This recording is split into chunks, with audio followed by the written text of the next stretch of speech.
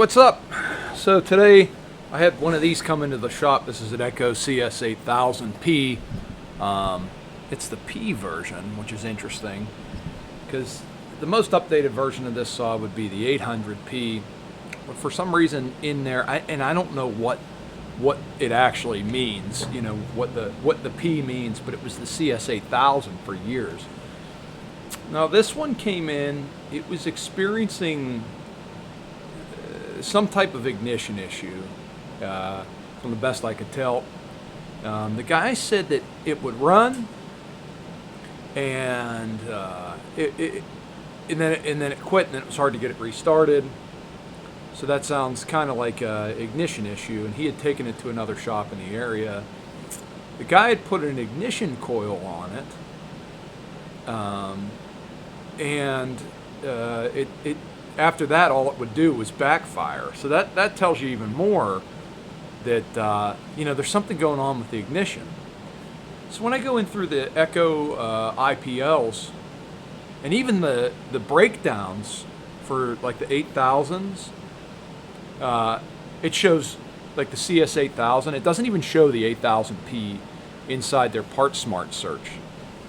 And then you drill in a little bit further and you look through all the CS-8000s, the CS-800Ps, and throughout the whole production run, going all the way back to the 90s, it only shows one ignition coil number. So I don't know what happened at the other shop, but I guess they just couldn't get it right. So he brought it to me. And the first thing I do, whenever I have a saw that's kind of like of an unknown origin, and I have like a vague detail of what's going on with it, I always like to do some baseline tests so I could be certain what's going on with it, because it would produce spark. So like if you did just like the basic spark test, it would produce spark, no problem. So like I have a spark tester. I'll show you. It's like the Husqvarna one. I believe this is actually made, by Optima in Japan. And then you just set this thing at, hold on there, it's made by Optima. And Optima is the company that makes pretty much all the Echo coils. You set this thing, I think it's like a 6mm, I have to look at it again. But you set this up, and if the spark jumps the gap in here, then it's okay, you know? Or it's producing a spark strong enough to operate under running condition. So anyways, it does that, and then I always like to do, like if something's acting funny and there's no explanation for it, I always like to do a pressure and vac test on it to make sure the crank seals aren't leaking or anything like that. Especially like one of these, I'm not super familiar with these. I don't work on them a lot. I don't see them come in a lot. So so we do a pressure and vac test to get a baseline, and I usually recommend that with any saw if you've got something that's acting funny and it's kind of, if it's inexplicable, or if it's an older saw, it's never a bad idea to just pressure and vac test to get a baseline of whether you're leaking air or not. So it passes the pressure and vac, no problem. So then I call the guy and I say, hey, I can't tell you, what's going on with that coil on there. I said, I got a coil here. I said, I like to throw it on there, to see. So I put the coil on there, and I'm getting the same. I put a brand new OEM coil on there. I'm getting the same problem. Like I had already dug into all the documentation around the saw, and I couldn't find anything that was related to it inside the system. So when you search that model, it'll just say like CS-8000P. And I couldn't find anything related to it. And you go through all the models and you see there's only one coil part number throughout all the years. So you think, okay, well, there's no changes there. So what the hell is going on with this saw? Because everything that fails can be explained, and that was the whole point of the diagnostic test in the first place, is to try and get an explanation for what's fucking wrong with the thing instead of just guessing or throwing parts at it. Because I'm not a believer in throwing parts at things. I like to actually diagnose what the issue is, or base it upon some type of evidence instead of just, well, I'm just going to throw a carburetor on, or I'm just going to throw this on it. Especially when you're dealing with customers' money, you want to fix it and fix it right the first time. So I like dealing in absolutes. I like dealing in facts. I like dealing in logic when it comes to the repair work. So anyways, it was inexplicable to me because the saw had a new coil on it, but I didn't know the origin of the coil. I didn't know anything about it, and it's obviously exhibiting ignition issues. The bottom end's tight, the motor's tight. I went through and cleaned and rebuilt the carburetor preemptively just so I know where I'm at. Check the fuel lines, everything's good. Tank vent's good, fuel line's good, everything's connected. Carburetor looks good, new diaphragms in it. So, I mean, and the top end looks good. This thing should run. There's no question this thing should run. It's got everything it needs to run. So, I was kind of baffled by it.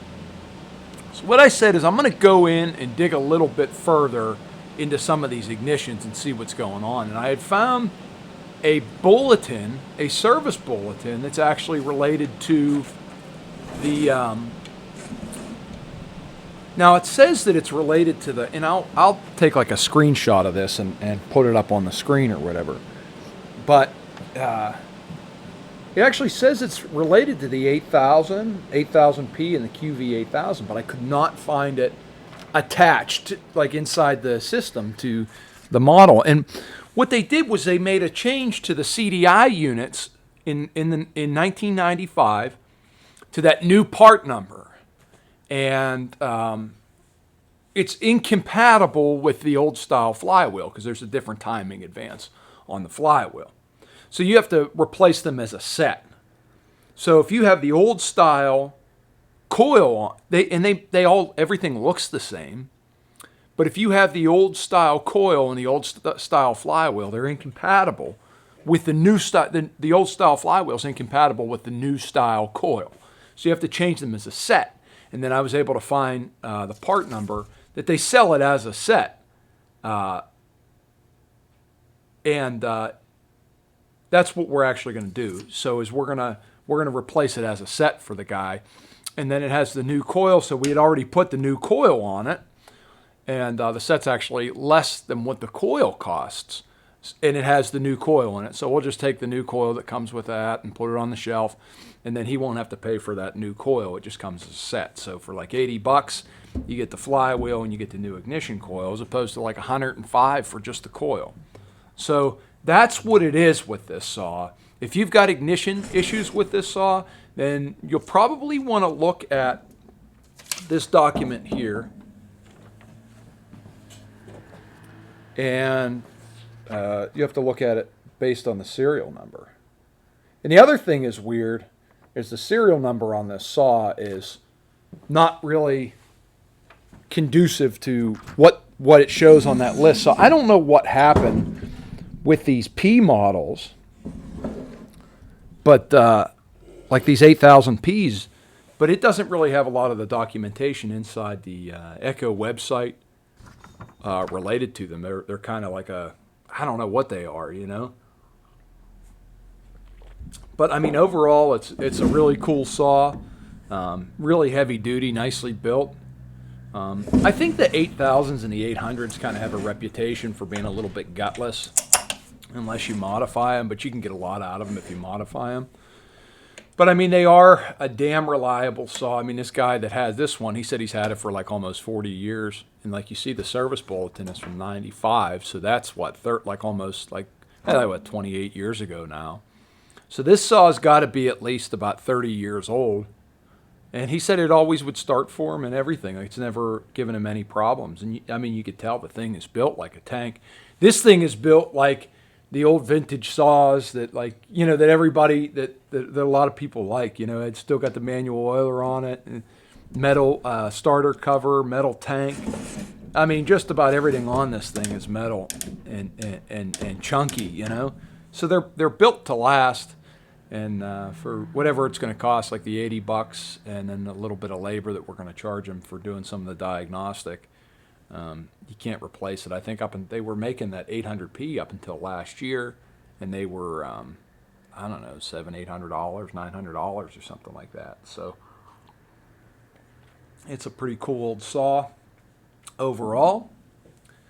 And so that's actually the fix for it. So if you've got an ignition issue where it's backfiring, and you put a new coil on it, or you're having a problem with spark or your ignition, and you've got a CS-8000, a CS-8000P, or a QV-8000, and you're having issues, you're going to want to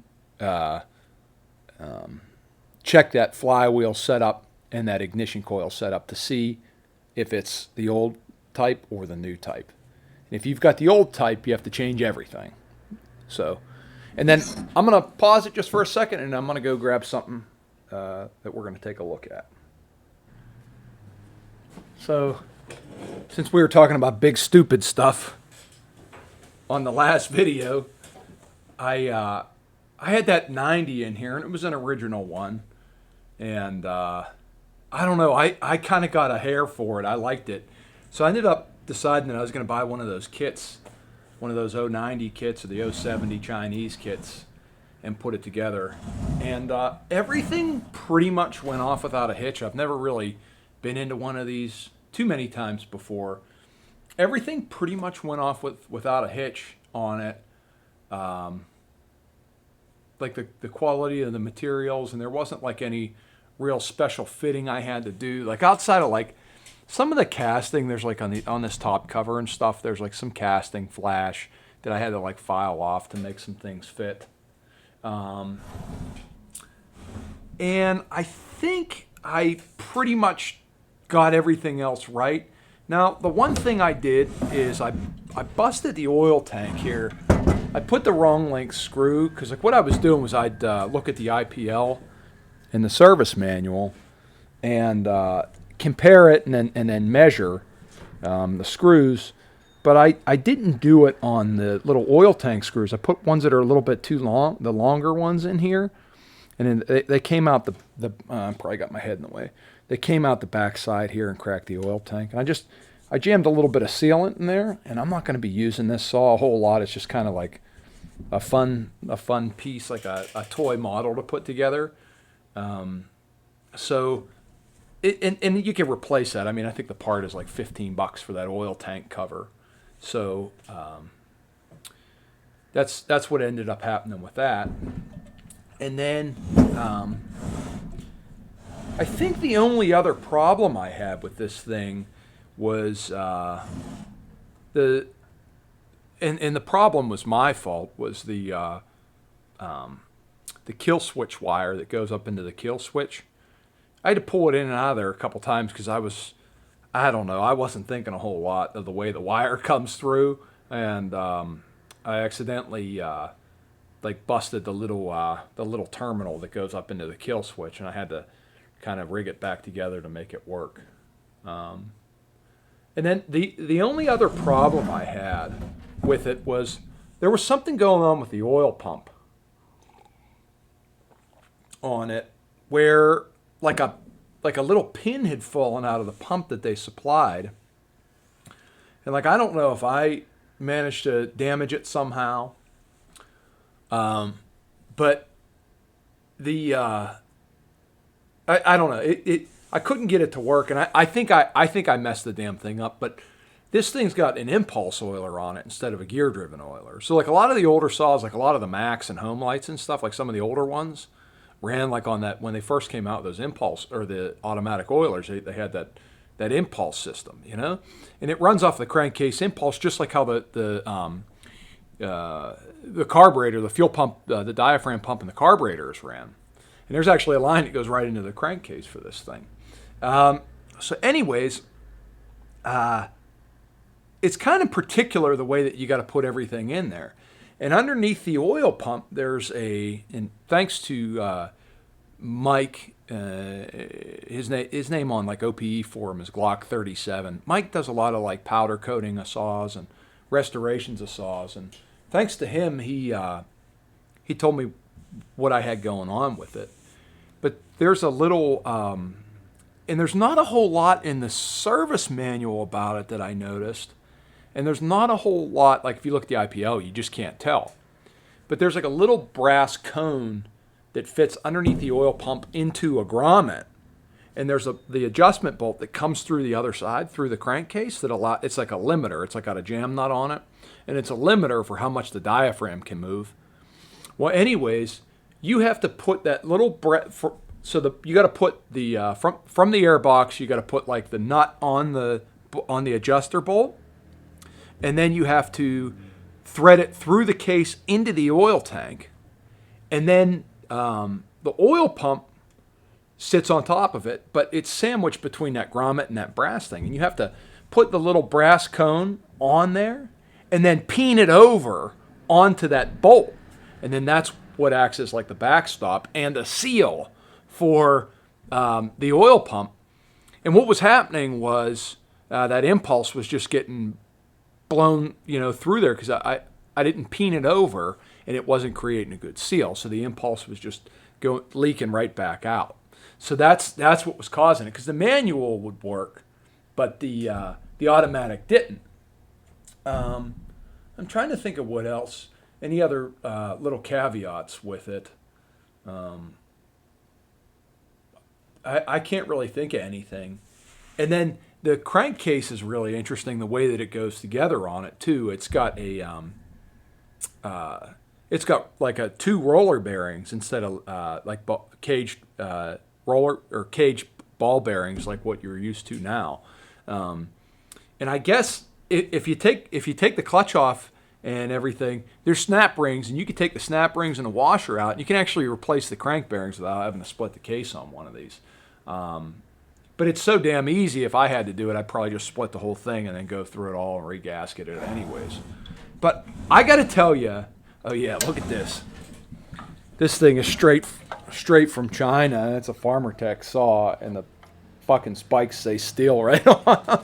So those things are counterfeit. And then this also has the later model, like Stihl Paul style starter instead of the Fairbanks Morse style starter on it, which is nice. And it's got the electronic ignition instead of the points. So that's nice. I'm trying to think of what else. Like I said, it wasn't too challenging or too hard, and there wasn't too many caveats. And in most of it, basically all the problems I had with it were based on my own inexperience with it, as opposed to like any design flaw with the machine or whatever. I tell you what, the damn thing starts right up now too. You got the carburetor adjusted. It's a couple pulls and she's running, which is nice for a saw this size. It has the 3-shoe clutch on it, and like I think the 58 millimeter top end. So like an 090 would have like a bigger clutch, a bigger 6-shoe clutch, and a 66 millimeter top end. I was thinking I might throw that. I have some of those aftermarket 66 millimeters. I was thinking maybe I'd throw that on there, just for fun. But like I said, I never actually planned to use it. I just kind of bought it just to have something in it, and it was so interesting. The other one was so interesting to me. I wanted to put one together. So yeah, that's really it. It was kind of a blast. I don't know about the long-term reliability of the clone copy, or the durability of them. I really can't say. But for like a fun afternoon project, or something that you could take a couple days on if you want to take your time, it's kind of a blast. Like I really do got to say, and yeah, I'm kind of interested in putting together a few more of them. So that's all I got. Just wanted to talk about that Echo thing, and then this thing. That's kind of been the fun things going on at the shop outside of just the regular day-to-day work in this past week. And I just wanted to share that with you. And thanks for stopping by and sharing the time with me.